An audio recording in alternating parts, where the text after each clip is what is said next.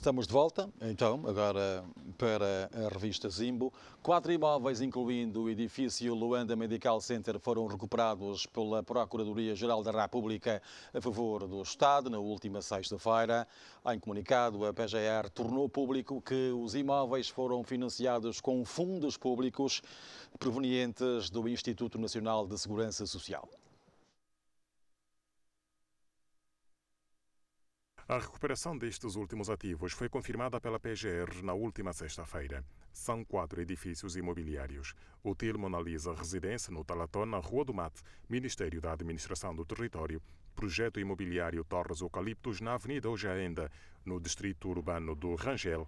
Edifício Instituto Sapiens, na Avenida Quimaquienda. E o edifício Luanda Medical Center, na Rua Amílcar Cabral, número 3, Distrito Urbano da Ingombota, município de Luanda. Refere o comunicado da PGR que estes projetos imobiliários foram financiados com fundos públicos provenientes do Instituto Nacional de Segurança Social, tendo ficado sob a gestão de empresas privadas sem qualquer contrapartida para o Estado. A recuperação deste património imobiliário a favor do Estado resultou da sua entrega voluntária ao Serviço Nacional de Recuperação de Ativos pelos representantes legais das empresas Mecene Investimentos Limitada, Heavy Grupo Investimentos Limitada, Universal Sabedoria e Luanda Medical Center, em função da investigação patrimonial que está a ser conduzida pela Procuradoria-Geral da República. É uma entrega definitiva e irrevogável. Passam assim a integrar o património imobiliário do Estado, livre de quaisquer ônus ou encargos. Entretanto, a PGR esclarece ainda no seu comunicado que, atendendo à utilidade pública da clínica Luanda Medical Center, devem ser adaptadas medidas que garantam o seu normal funcionamento, já que a recuperação refere-se apenas ao edifício e não à clínica, que tinha somente uma relação de inquilino do edifício que passou a ser propriedade do Estado. E é por aqui que vamos começar a análise aos factos que marcaram a semana passada. Dr. Vicente Pinto de Andrade, muito boa noite. Boa noite, Mário. Obrigado pela sua presença aqui. Dr. David Mendes, obrigado, muito boa noite. É por si que vou começar. Na opinião pública e, sobretudo, nas redes sociais, havia e há a ideia da seletividade do combate à corrupção. Este pode ser um exemplo de que a justiça está, de facto, para todos, no que diz respeito ao combate à corrupção, até porque se diz, e dizia-se, que o alegado titular destes ativos era um intocável. Pelo menos não sei de quem é, porque não foram divulgados os nomes, não é? Creio que deveria ser divulgados os nomes. Não vejo quais são as razões para omitirem os nomes destas pessoas. Mas falar numa justiça seletiva não é justo. Não é justo na medida em que qualquer processo tem que começar em algum sítio. E, consoante vai avançando, uns mais rápidos, outros mais lentos, novas identificações e por aí fora. Essa questão do INSS, a Segurança Social, já nós havíamos levantado isso a nível do Parlamento. Porque não pode uma instituição como o INSS aparecer no relatório do Tribunal de Contas como tendo havido naquela instituição ações dolosas do uso do dinheiro público. E quando se fala em ações dolosas, quer dizer criminosas. As pessoas agiram consciente do que estavam a fazer. E não é justo, acredito, não é justo que apenas se recupere este património e as pessoas ficam impunes. Em relação ao dono destes ativos, que portanto, não conhece, diz que não conhece, a TPA, a Televisão Pública de Angola, divulgou há dias o nome e dizia que é Peter Neto. Se ele for, incorreu num crime de peculato. Ele incorreu num crime de peculato e tem que responder por crime de peculato. Não podemos dar rodeios. Se a outras pessoas está-se a aplicar medidas penais, a ele não pode se levantar medidas protecionistas. Se ele for o dono, ele tem que justificar a origem do dinheiro e a forma, como se disse, dolosa como obtiveram. Isso não tem só a ver com ele, tem a ver com o diretor que esteve lá, tem a ver com um conjunto de pessoas que estão rodeadas. Aí até parece uma associação criminosa, porque as pessoas agiram de forma criminosa para atingir o património público. E eu acho, tal como aconteceu com as outras pessoas, é preciso que haja um processo crime, que eles sejam ouvidos em processo crime e toma-se a decisão que já se tomou, por exemplo, com Manel Rebelais, a suspensão de seus mandatos para responderem criminalmente por este facto. Por que é que é importante que se faça esta responsabilização criminal? Para moralizar a sociedade, porque senão depois ficar gatuno, vai passar para a moda, vamos roubar ao Estado, que não acontece nada. Nós depois dizemos, não, entregamos tudo. Não, mas já houve prejuízos, não é? É uma atenuante do ponto de vista do direito processual penal, não é? A restituição do bem não exime da responsabilidade criminal, atenua a responsabilidade criminal. E nesse caso estamos a falar de um crime de peculato. Sendo um crime de peculato, cuja moldura penal no Código ainda vigente é de 12 a 16 anos. É um crime que, por si só, nem admite liberdade provisória. Como a pessoa tem imunidades, é preciso primeiro que se lhe retire imunidades para responder pelo crime que cometeu. Não é? Mas não podemos aceitar que a devolução do património torne a pessoa livre da responsabilidade criminal. Dr. Vicente Pinto de Andrade, mais ativos recuperados e que passam para a esfera do Estado, a sua opinião em relação a estes ativos que agora o Estado chama a si a sua responsabilidade? Bem, essa recuperação dos ativos tem que obedeceram a dois parâmetros. Em primeiro lugar, a lei da recuperação dos ativos com base na vontade das pessoas que detinham esses ativos em os declarar. Portanto, tiveram 6 meses para fazer isso. Eu não sei qual é a situação, nem sei quem são as pessoas que estão envolvidas neste caso. Mas diz-se que é Pitra Neto, segundo a televisão pública de Angola. Eu não vi. Mas seja quem for, se fez a entrega dos ativos durante aquele período que foi definido por lei, portanto a lei foi aprovada, eram 6 meses, é evidente que há atenuantes, não sei quais serão os atenuantes. Se não fez a entrega durante aquele período, é evidente que vai estar sujeito ou estarão sujeitos à lei. Agora, há uma questão que eu coloco, as notícias que vêm aos bocados, aos pingos, podemos dizer isso, qual é a causa disso? Porque há um Serviço Nacional de Recuperação de Ativos. Não é? Eu não sei qual é a rapidez e a capacidade que este serviço tem para responder a uma situação em que poderá haver dezenas de pessoas envolvidas nesse tipo de práticas. Defende que deveria haver aqui mais informação? É isso? Sim, tem que saber. É evidente que o Serviço Nacional de Recuperação de Ativos é um serviço novo, não é?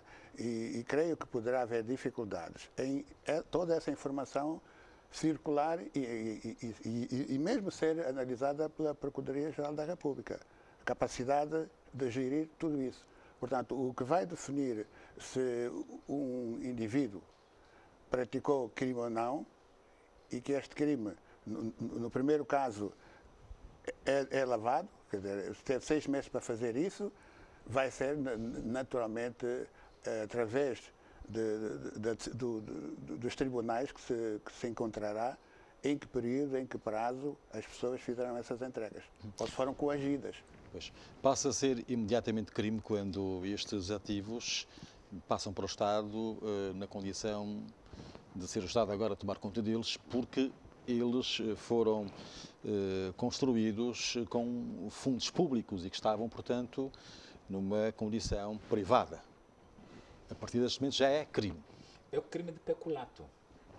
A partir do momento que um agente público ou não, desde que se trata de fundos públicos, deia um destino diferente daquele a que o fundo está previsto, incorre no crime de peculato.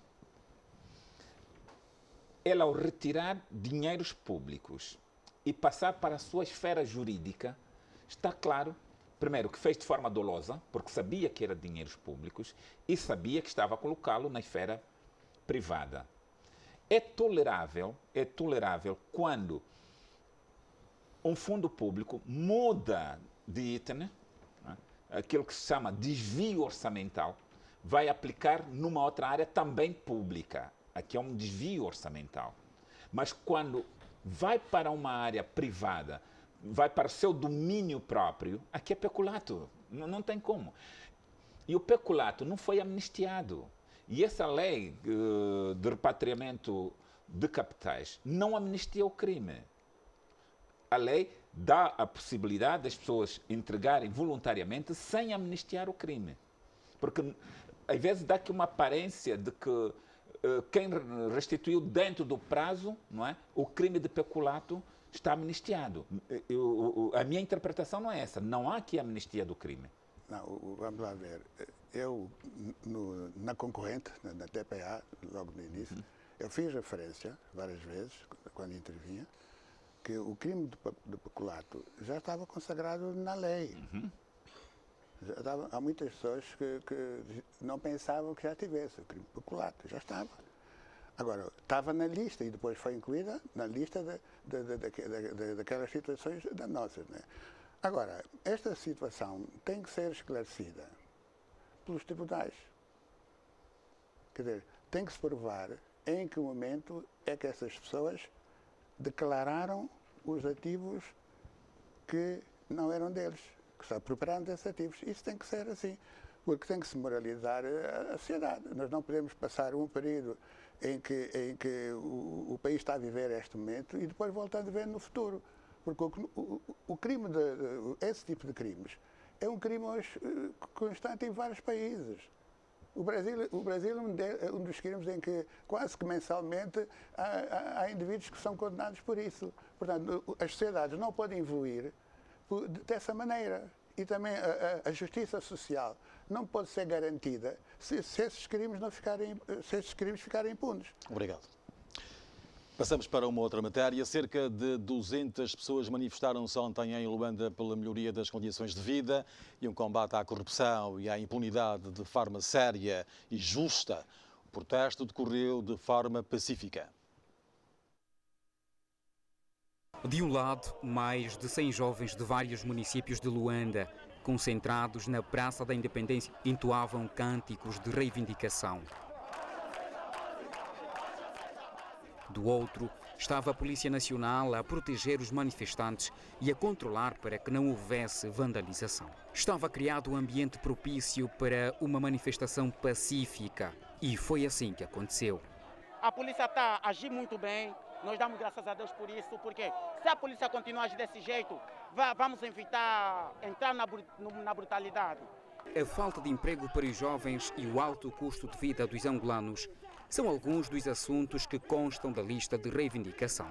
Não se aceita. Como é que não tem emprego para a juventude? Porque é complicado. Você está a se formar, depois de se formar você não sabe se vai fazer o quê. Tudo que estamos a pedir é algo dentro dos parâmetros legais. Como cidadão temos o direito ao emprego. Quanto às autarquias locais, estes jovens consideram que a luta para a materialização já perdura há mais de 20 anos. Até agora ainda não há solução das autarquias. Queremos solução das autarquias. Estamos fartos de ver homens de lá de cima a virem mandar num setor pequeno. A falta de democracia e de Estado de Direito em Angola é que levou a que um grupo pequeno de pessoas desviasse do Estado bilhões de dólares que fazem falta neste momento aos angolanos e às angolanas. Os manifestantes também deixaram claro que gostariam de ver maior atitude dos deputados na defesa dos interesses do povo angolano. Nós estamos aqui, é necessário que os deputados também possam fazer sentir o seu nome na Assembleia. Eles têm que sair daquela cadeira e ver como é que a população está a sofrer. Nós somos um povo sofredor, nós não queremos continuar com esse tipo de comportamento. Os manifestantes respeitaram a orientação da Polícia Nacional e realizaram um protesto pacífico na Praça da Independência. O Ministro do Interior considera que as manifestações antes desta última não foram mais do que manipulações de pessoas que pretendem alcançar o poder à margem da Constituição. Eugénio Laborinho, que falava no Conselho Consultivo do Ministério do Interior, sublinhou que este comportamento não só demonstra o desrespeito à democracia, como também a tendência do alcance do poder por via anticonstitucional.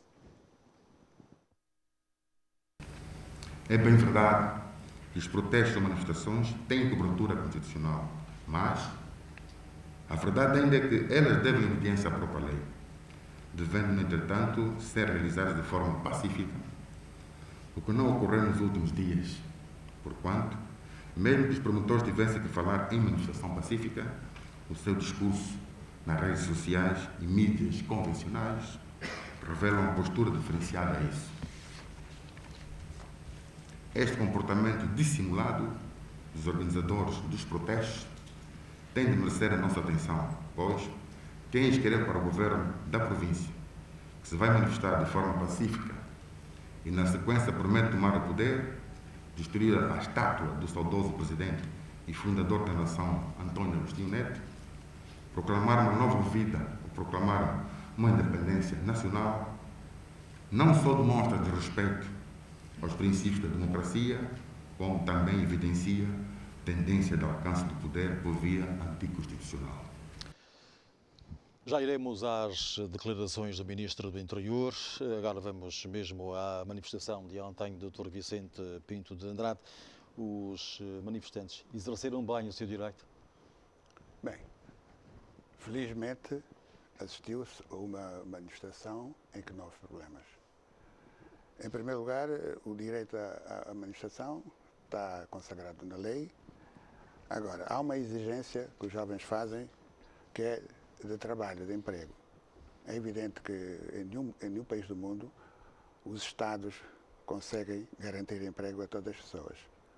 O Estado, quando tem ativos, propriedades, pode empregar. Agora, quando não tem, é o setor privado que deve fazer isso. Quer dizer que então que nós vamos ter um hiato aqui, um momento em que estes jovens que estão sem emprego não têm condições para serem integrados enquanto esta situação melhorar. O outro aspecto que eu gostaria de referir tem a ver com o tipo de ativos que estão a ser detidos. A maior parte destes ativos são prédios, construção civil, imobiliária. E toda a gente sabe que esse tipo de ativos não são geradores de emprego num determinado período de tempo. Para construir é preciso pessoas. Mas depois do imóvel estar construído, o problema que se põe é, e depois? Enquanto se for apostar na agricultura, na indústria, se essas pessoas que estão metidas nisso tivessem utilizado esses ativos, esses recursos para investir na indústria transformadora, na agricultura, teriam gerado emprego. O problema é que esse tipo de apropriações não geraram emprego, porque a maior parte desses edifícios, e temos uma série de edifícios, que estavam à chuva e às moscas. E gastou-se milhares de milhões. Deixa-me então voltar à manifestação de ontem com o Dr. David Mendes. Foi um bom exercício este dos jovens que se propuseram realizar esta manifestação e que saíram ontem à rua, então? Isso demonstra, e eu já levantei aqui várias vezes, quando a sociedade civil organiza manifestações, e vi aí na peça o professor Macedo, uma pessoa muito respeitada, quando são essas pessoas a realizar, sem qualquer interferência política, as manifestações correm da melhor maneira. Porque a manifestação é um direito de pressão. Mas quando a manifestação passa para o lado da tomada do poder político, aí entra em contradição, ali é o choque. E eu acredito que mesmo com a pandemia e aquilo que eu dizia antes, a pandemia não pode ser justificação para proibir as manifestações. E aí está um exemplo de uma manifestação feita sem desordem, organizada e protegida até pela própria polícia. Então, é aqui onde eu digo que as forças políticas não devem interferir na sociedade civil. Está a dar razão, de algum modo, àquilo que disse o Ministro do Interior. E é o que eu defendi. A manipulação das É o que eu manifestações. já defendi antes. As manifestações não devem ter mão dos partidos políticos. Se os partidos políticos, por alguma razão, pretenderem realizar uma manifestação, que façam. Mas a sociedade civil tem o direito de se manifestar sempre que alguma coisa não vai bem. Porque é um movimento de pressão. A sociedade civil faz pressão. Os jovens estão a fazer pressão para que haja mais emprego. Estão a fazer pressão para que haja autarquias. E as pessoas até podem se perguntar, mas por que as autarquias? Não, é a possibilidade deles também concorrerem. Porque a lei das autarquias permite que a sociedade civil concorra de forma independente. É a forma também que os jovens veem, não, nós vamos demonstrar que nós somos capazes de administrar. Ou deem-nos a possibilidade de escolher quem administra os nossos municípios para que dessa forma nós possamos cobrar a eles. Então, e aqui ficou bem claro, manifestação pacífica, ordeira, sem qualquer perturbação da ordem pública. E é possível. E já houveram várias manifestações desta natureza. E eu acredito, se a Polícia Nacional, ao invés de os governos provinciais estarem a proibir uma manifestação que por lei não deve ser proibida, mas trabalhar com os organizadores para que as manifestações decorram da melhor maneira possível. Essa manifestação teve 1 hora de início e 1 hora de término. A hora que estava para terminar, terminou. É assim que se pretendem as manifestações. Manifestações de pressão, mas não manifestações de cunho político que visa a tomada do poder político. Doutor Vicente, os manifestantes jovens, na sua maioria, querem que os deputados à Assembleia Nacional constatem a situação das populações, essa questão do desemprego, a questão da fome e da pobreza, e querem que eles saiam à rua. Como é que olhou para essa, como é que olha para essa exigência, este pedido, digamos assim, dos jovens? Bem, eu próprio que estou aqui, a nossa comissão, a 5ª Comissão do Parlamento, em tempos, no princípio deste ano, organizou um conjunto de visitas a 64 municípios, 46 municípios. Portanto, este trabalho e visita aos municípios, às comunas, nós iniciamos esse processo de visitar. E até com acompanhamento. A mim, calhou-me para acompanhar durante o meu mandato Quirima e Luquembo, estes 2 municípios de Malange. Portanto, houve essa divisão.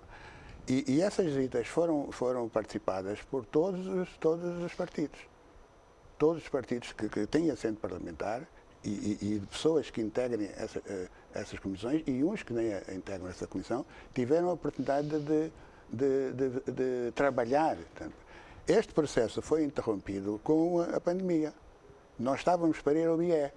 Precisamente na altura em que deflagrou a epidemia do nosso país, nós estávamos para ir ao IE. Parou. Quer dizer, então, que neste momento, ao nível do Parlamento, há um empenho muito grande os deputados não ficarem só na discussão ao nível das comissões e no prédio. Não, estes jovens querem um papel mais ativo dos deputados à Assembleia Nacional. E esse papel que já se iniciou e vai continuar. Porque não vale a pena ser deputado se as pessoas não estão em contacto com as populações. Portanto, é fundamental. E mesmo ao nível do Programa Integrado de Intervenção dos Municípios, também fizemos esse trabalho. Portanto, eu quando digo fizemos, não foram só os deputados do MPLA, foram de outros partidos.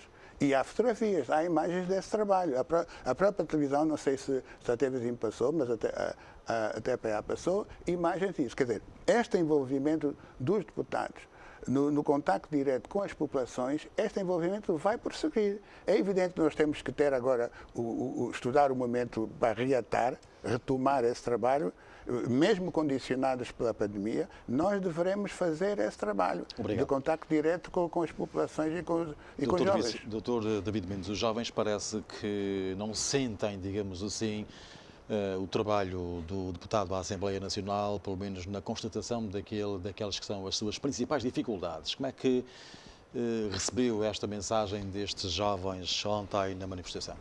Eles têm razão porque nós, os deputados, poucos descem para ir às comunidades e ter o contato com as pessoas. As nossas visitas oficiais são muito formais e nós não podemos depender das visitas formais. O nosso dia a dia, a nossa atividade diária, nem sempre tem que ser aquela atividade de campanha, porque o deputado desce no período de campanha. Não é isso que os jovens querem. Os jovens querem que o deputado esteja permanentemente em contato com eles. E se nós fizéssemos isso, nós estamos a falar de 220 deputados. Se esses 220 deputados tivessem tempo para descer e falar com a comunidade, levar as suas preocupações à Assembleia, eu acho que os jovens não teriam essa visão dos deputados.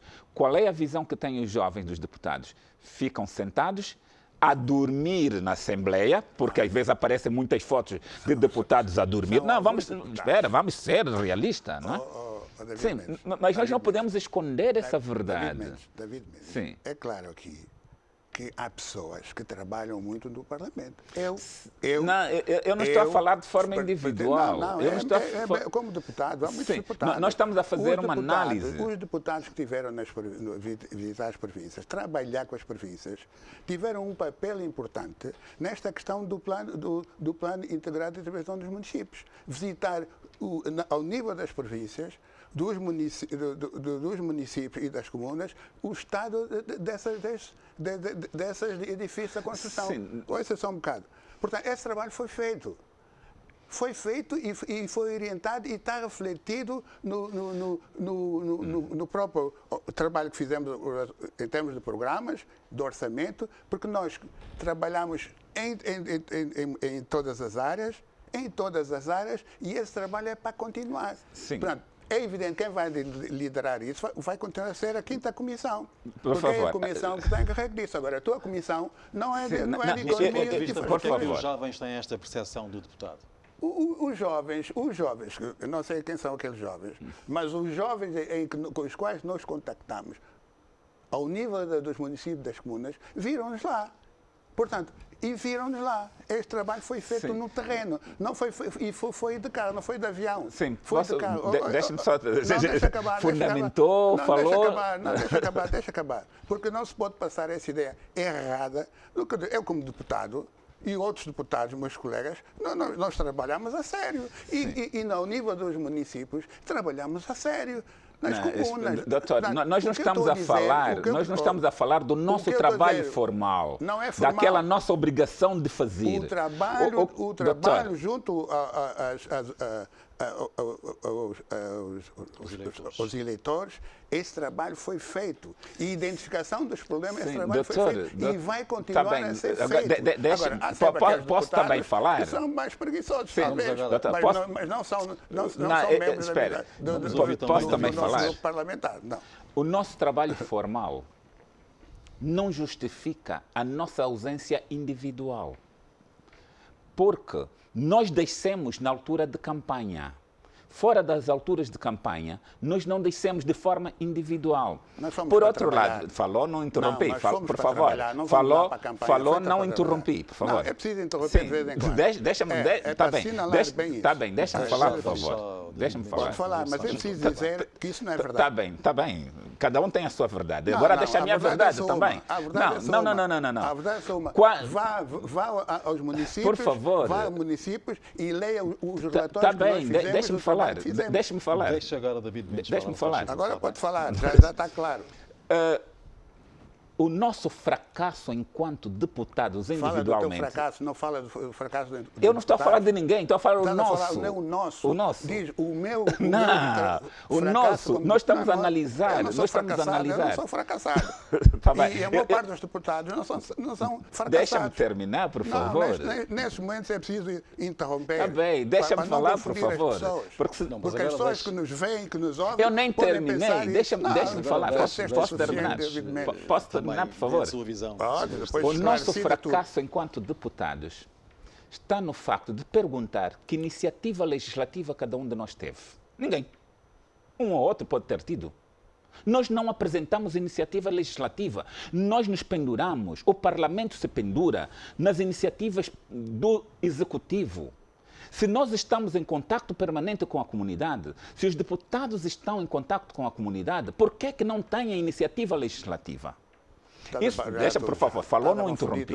Falou, não interrompi. Não, falou, não interrompi. Por favor, falou, falou, não interrompi. Deixa-me falar, por favor. Só um momentinho, então. Deixa-me falar, por favor. Conclua, então, doutor. A falta de iniciativa legislativa dos deputados demonstra a falta de contato com a comunidade. Porque nós fazemos visitas formais e depois fazemos recomendações. Não há, excepto, não sei, uma que eu vi da Casa CE, que passou, da Casa CE, mas não de deputados do ponto de vista individual.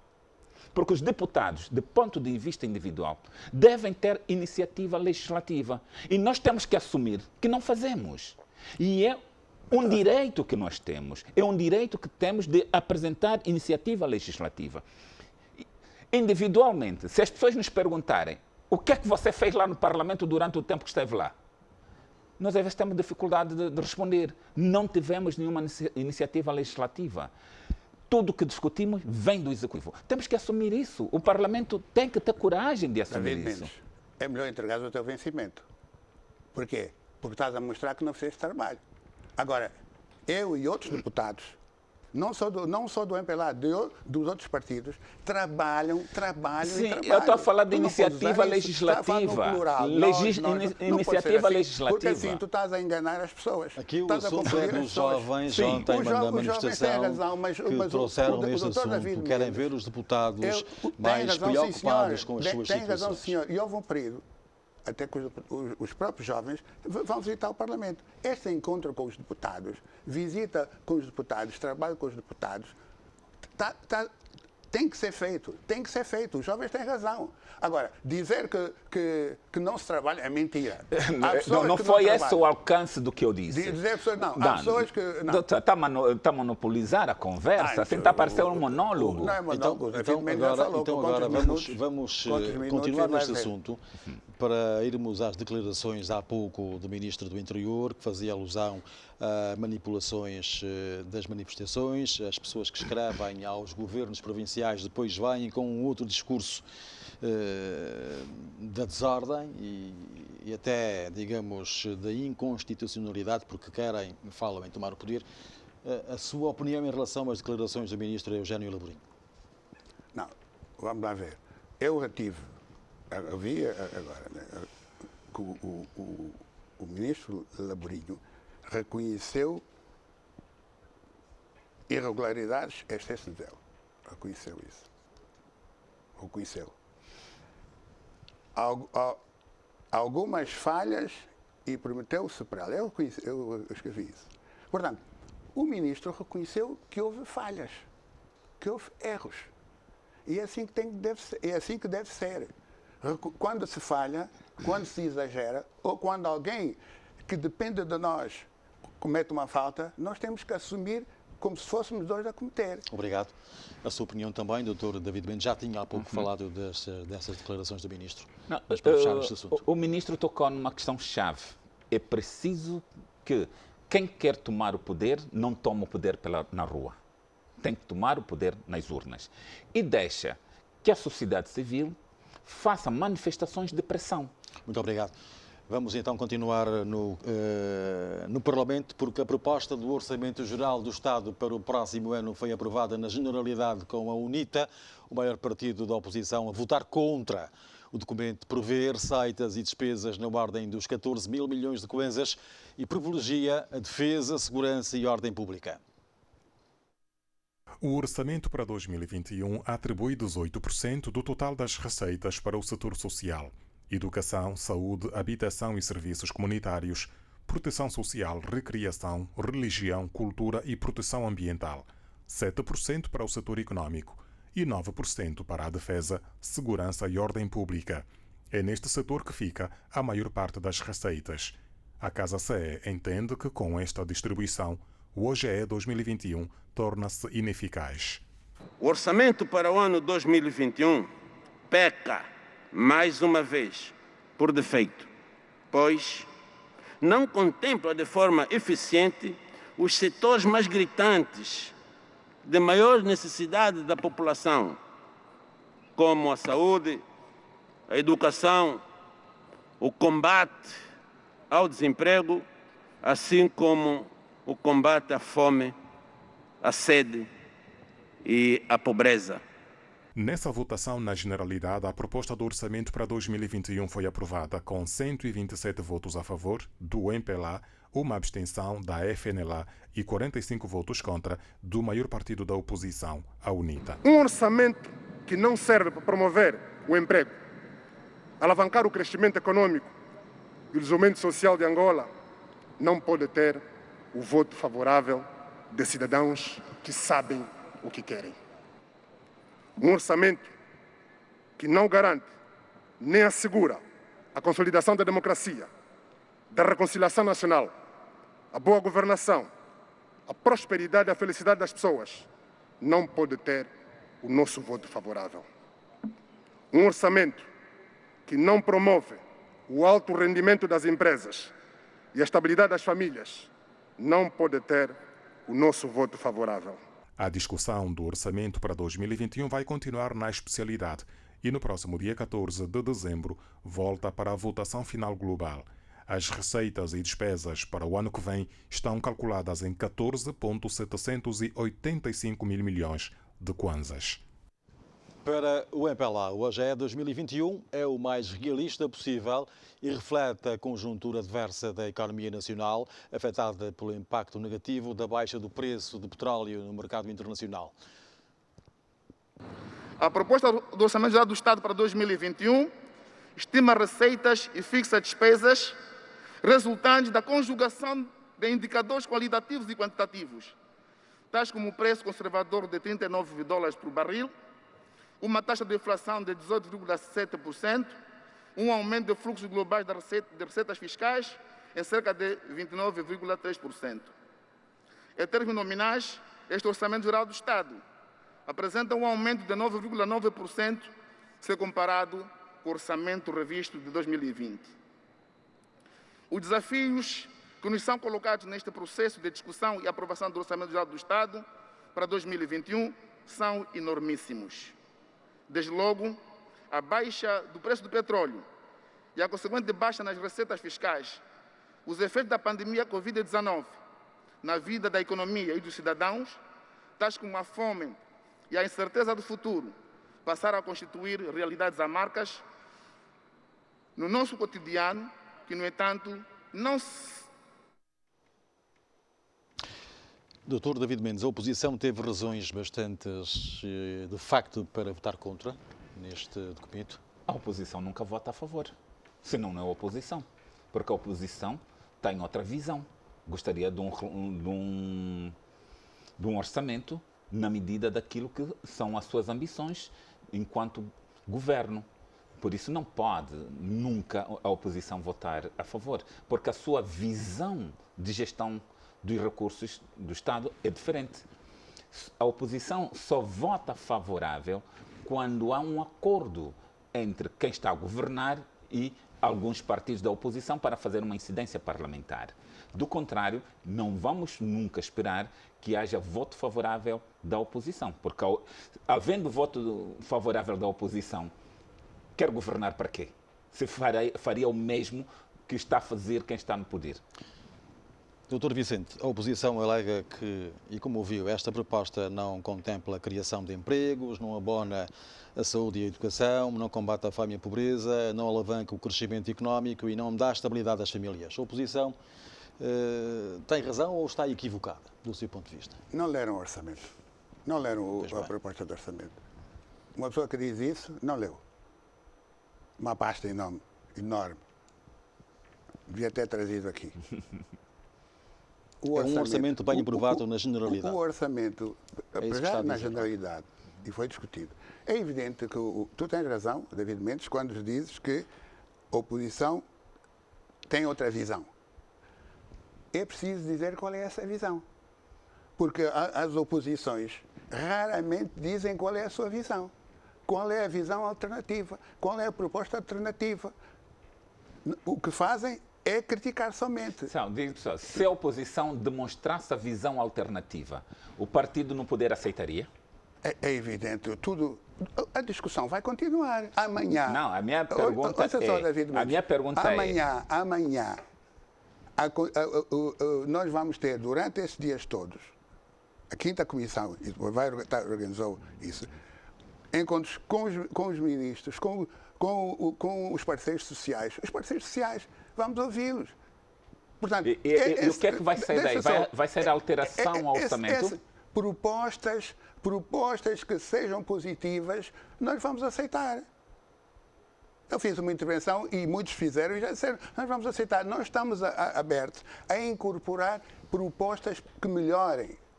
Mas o que acontece é que a oposição raramente ou nunca faz a apresentação de propostas. O discurso é sempre... Veja o que é que disse. Veja o que é que disse. Estamos dispostos a incorporar. Não está a dizer que estamos dispostos a retificar. São duas coisas diferentes. Não, assim. Incorporar e retificar são duas coisas diferentes. Se forem propostas, vamos discutir uns com os outros e ver qual é a melhor, se ajuda ou não. E tudo que ajudar, melhora-se. O espírito é esse. Obrigado. Do seu ponto de vista, doutor, já vai continuar. Deixe-me só fazer esta questão, doutor David Mendes. Do seu ponto de vista, há muito o que retificar neste orçamento? Que ainda está, que agora vai continuar a ser discutido? Pensar-se que a oposição não lê o orçamento não é certo. Porque os deputados, nas bancadas, têm assessoria. Têm assessoria económica. E os assessores económicos, logo que recebem o orçamento, emitem os seus pareceres. Que propostas é que, por exemplo, a oposição deve ainda levar ao MPLA ou ao Parlamento para que é difícil levar-se, se não mudanças pontuais. É que se aceita... Há 3 anos que eu assisto a aprovação de orçamentos, são mudanças pontuais. E deixa dar um exemplo. Há uma questão que eu sempre bati-me, que é a questão dos médicos. Sempre me bati pela situação dos médicos. O que é que acontece? Nem sempre há orçamento suficiente. Por quê? Se é uma urgência, como é que eu vou aceitar um orçamento que não é capaz de abarcar mais de 2.000 médicos que ainda estão no desemprego? Então, é realismo. Como é que vou aceitar, num país onde não há enfermeiros, haja mais de 10.000 enfermeiros sem emprego? Então, que orçamento é que eu vou aprovar? Mendes, vocês têm que começar a ler os orçamentos.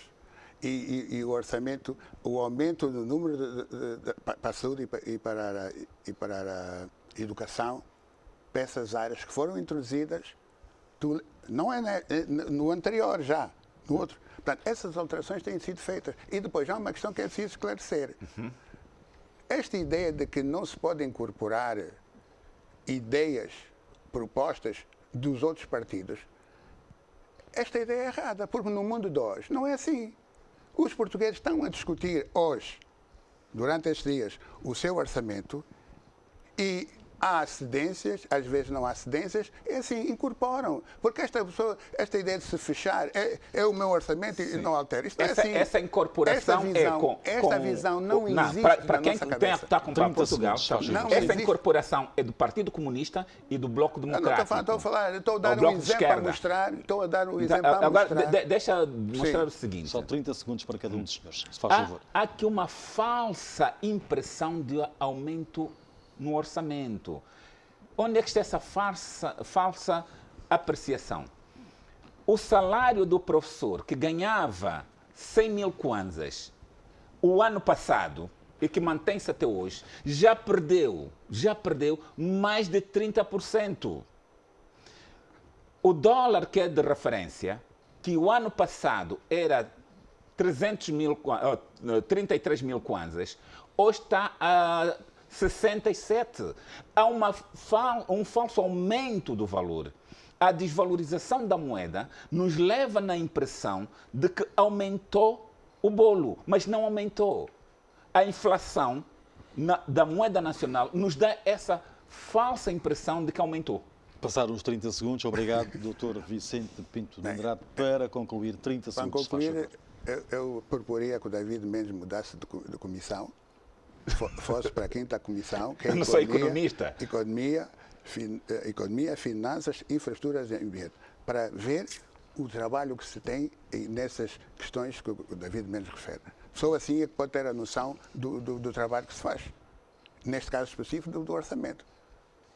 Portanto, a partir da manhã, David Mendes pode assistir às discussões. Eu vou fazer às discussões. Não, eu até vou participar porque é uma obrigação. Vou Passaram participar. os 30 segundos. É um tema que não se esgota aqui. O Orçamento Geral do Estado está na Assembleia Nacional, está a ser discutido, vai continuar a ser discutido, portanto, e vamos nós também aqui voltar a abordar na revista Zimbo este assunto. Sim. Até lá, não é? Vamos então depois abordar outra vez o orçamento, os números de que fazem parte, portanto, deste documento. Angola está entre os 8 países com melhorias sobre a governação nos últimos anos. A conclusão é do índice da Fundação Mo Ibrahim, que apresentou a avaliação dos parâmetros de governação, que revela não haver, por outro lado, melhorias de direitos civis, segurança e desenvolvimento humano no continente africano. Angola apresenta um destaque positivo na década dos parâmetros estabelecidos pelo Índice de Governação. No total das 4 categorias, apenas 8 países conseguiram melhorar ao longo da década. No caso Angola, Chad, Costa do Marfim, Etiópia, Madagascar, Seychelles, Sudão e Togo. No relatório divulgado com dados de 2019, Angola ficou classificada no 43º lugar, mostrando sinais de progresso crescente. O país somou 40 pontos em 2019, mais 5,4 do que em 2010, e é o terceiro país africano que mais melhorou nos últimos 5 anos. Na mesma região, Moçambique ficou na 26ª posição, o que revela uma tendência de deterioração acelerada. O país totalizou 49 pontos, menos 0,2 do que há 10 anos, com declínios acentuados na participação, direitos e inclusão, e segurança e Estado de Direito. O Índice Mo Ibrahim de Governação Africano mede anualmente a qualidade da governação em 54 países africanos, através da compilação de dados estatísticos do ano anterior. Uma análise da percepção da população da governação geral encontrou em 2019 a pontuação mais baixa da década, tendo o ritmo de deterioração quase duplicado nos últimos 5 anos. Dr. Vicente Pinto de Andrade, Angola aparece melhor no índice Mo Ibrahim em relação à qualidade da governação. É um sinal de que a governação tem vindo a melhorar no nosso país nos últimos anos? Não, este relatório refere-se até 2019, outubro de 2019. Agora, o que eu preferia, Jorge, era que este documento fosse tratado aqui por vocês, a semelhança do que tem sido feito em relação a outros documentos. Fica essa ideia, sim, senhor. Porque é muito número, são muitos dados, são para cima de 300 indicadores. E realmente é uma forma das pessoas saberem em concreto quais são os avanços e quais são os recuos. Mas um sinal já é que, embora Angola esteja na posição 43, e há países que estão em posição superior, mas nós sabemos que o nosso país sofreu um processo de transformação nos últimos tempos. Neste mandato do Presidente Lourenço, há rubricas que têm a ver com a corrupção, com a impunidade, tudo isso, para além de outras de natureza económica, que só agora é que vai permitir pesarem no que toca a Angola. Muito bem. Doutor, é uma proposta. Sim, senhor. Fica a sua proposta para ser deliberada aqui na TV Zimbo. Doutor David Mendes, a Mo Ibrahim é uma instituição credível em África. É na luta contra a corrupção e contra a impunidade e que reside, sobretudo, esta melhoria de governação no nosso país? Que dá agora resultado, que tem agora como resultado este relatório da Mo Ibrahim? Eu não consegui ter acesso ao relatório, mas do pouco que eu andei a ler, uns dizem que não subiu, outros dizem que não subiu, outros dizem que é verdadeiro, outros dizem que é falso. Não tenho uma opinião fixa do relatório porque não li. Todavia, é notório que, do ponto de vista de luta contra a corrupção e boa governação, Há melhorias, isso é notório. É notório que o exercício do novo presidente, não é? É notório que há uma ação séria na luta contra a corrupção. E é aquilo que eu tenho dito permanentemente. Todos nós devemos nos empenhar na luta contra a corrupção.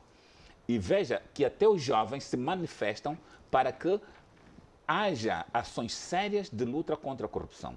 Angola não vai crescer, Angola não terá credibilidade se não houver uma luta séria contra a corrupção. E se os indicativos dizem que Angola melhorou, eu acho que não erra. Mas não podemos estagnar. Angola tem de fazer muito mais. E os órgãos de pressão têm que continuar a pressionar para que boa governação e transparência, exigirmos que os relatórios de execução sejam públicos, né? Até agora, poucos órgãos publicam os seus relatórios de execução para garantir maior transparência. Obrigado, então.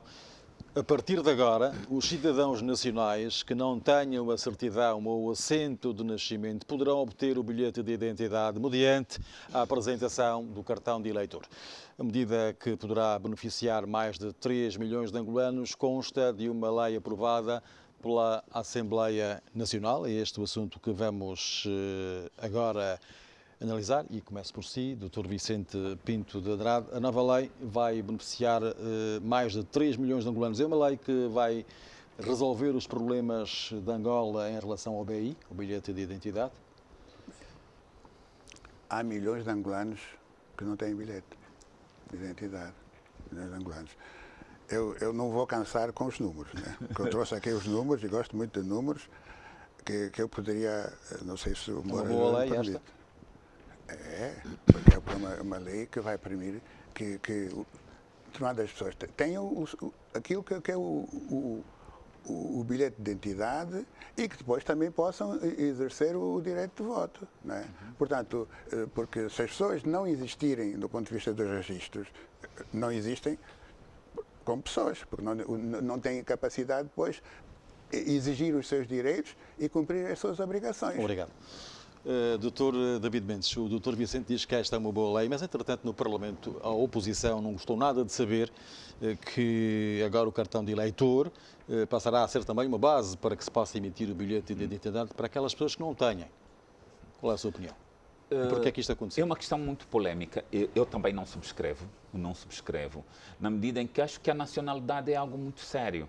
E o bilhete de identidade nos atribui a nacionalidade. E sabemos que muitas pessoas têm cartão de eleitor, obtiveram-no de maneiras diversas e que não são angolanos.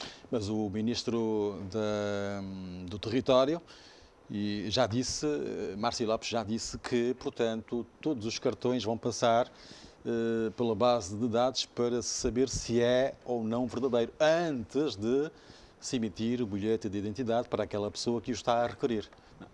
O cartão de eleitor pode ser verdadeiro, mas a forma como foi obtida seja fraudulenta. O problema não está no cartão de eleitor por si, está na forma da sua obtenção. Se puder obter um cartão por meios fraudulentos, o cartão é verdadeiro. Agora, os elementos que deram origem àquele cartão não são verdadeiros, são falsos. Essa pessoa adquire uma nacionalidade que jamais deveria ter adquirido. Eu acho que se me dissesse que a prova testemunhal é bastante para obter o bilhete de identidade, aí a história é outra, porque a intervenção das autoridades tradicionais, a intervenção da comunidade que confirmam que aquele indivíduo nasceu naquela comunidade, é filho do senhor A ou do senhor B. A prova testemunhal, aí para mim, era aceitável, do que um documento como o cartão de eleitor que pode ser adulterado. Cujos dados estão ou não na base de dados. O seu minuto, se faz favor.